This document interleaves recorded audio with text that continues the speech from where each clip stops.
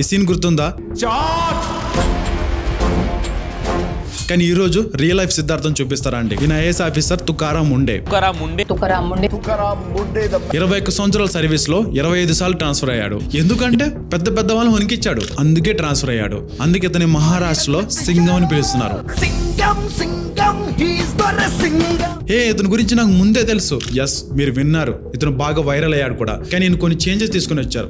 అవి రీసెంట్ గా మీకు చెప్తా చూడండి. ఈయనను రీసెంట్ గా మే నెలలో మహారాష్ట్రకి FDA కమిషనర్ చేశారు. చేసినప్పుడు రెస్టారెంట్ లో, దాబాల్లో, ఇంకా హోటల్స్ లో ఫ్రీగా వాటర్ బాటిల్ ప్రొవైడ్ చేయాలని చెప్పి ఒక చిన్న మ్యాండేటరీ చేశారు. ఏ ఫుడ్ తింటే ఎలాంటి ఎలర్జిక్ రియాక్షన్స్ వస్తాయి, పర్ 100 గ్రామ్ ఫుడ్ లో ఎంత క్యాలరీస్ ఉన్నాయి, ప్లస్ అది ఇచ్చిన ఫుడ్ లో నాన్ వెజ్ ఏమైనా కలిసిందా, పూర్తిగా వెజ్జా, ఇలాంటి పూర్తి ఇన్ఫర్మేషన్ ఇచ్చే మెనూలోనే ఉండాలి. న్యూస్ పేపర్లో ఫుడ్ ప్యాకింగ్ అనేది బ్యాన్. ప్లస్ ఫుడ్ ఇండస్ట్రీలో పనిచేసే వ్యక్తికి మెడికల్ ఎగ్జామినేషన్ కంపల్సరీ. జస్ట్ తేవడం కాదు, చేసేలా చేశారు. అంత భయం పుట్టించారు. జస్ట్ 2 months లోనే 1131 రైడ్స్ చేశారు.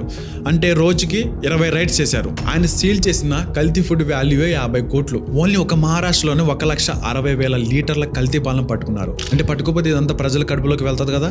ఒక మహారాష్ట్రలోనే ఇంత పట్టుకుంటే దేశం మొత్తం ఎంత ఫీడ్ చేసానో ఒకసారి అర్థం చేసుకోండి. ఆలోచిస్తేనే భయం అవుతుంది. ఇదంతా జరుగుతున్నప్పుడు FSSA ఏం చేస్తుందో నాకు అర్థం కావట్లా. సారీ, వాళ్ళకి అంత టైం లేదు కదా. వాళ్ళు చాలా బిజీ పర్సన్స్, చాలా బిజీగా ఉంటారు. వాళ్ళు ఇవన్నీ పట్టించుకునే అంత టైం వాళ్ళకు ఉండదు. ఆయన రైడ్ చేసినప్పుడు కొన్ని రెస్టారెంట్స్ అయితే మరి ఘోరంగా ఉన్నాయంట. ఎక్స్పైరీ డేట్ అయిపోయిన ఫుడ్ పెట్టడం, కులిపోయిన ఫుడ్ పెట్టడం, ఇంకా చనిపోయిన ఎలుకలు అక్కడే ఉంటే అక్కడే వంట చేయడం, ఇలాంటివి చాలా దారుణాలు ఉన్నాయి. షారుఖ్ ఖాన్ కి, అజయ్ దేవ్గన్ కి గుట్కా యార్డ్లో నోటీస్ కూడా పంపించారు. వదిలే పరిస్థితి లేదని చెప్తున్నారు. ఎందుకు ఇంత సీరియస్గా ఉన్నారు ఇప్పుడే అని మీరు అనుకోవచ్చు. కానీ ఇప్పుడు కాదైనా, ఎప్పటి నుంచి ఇంతే.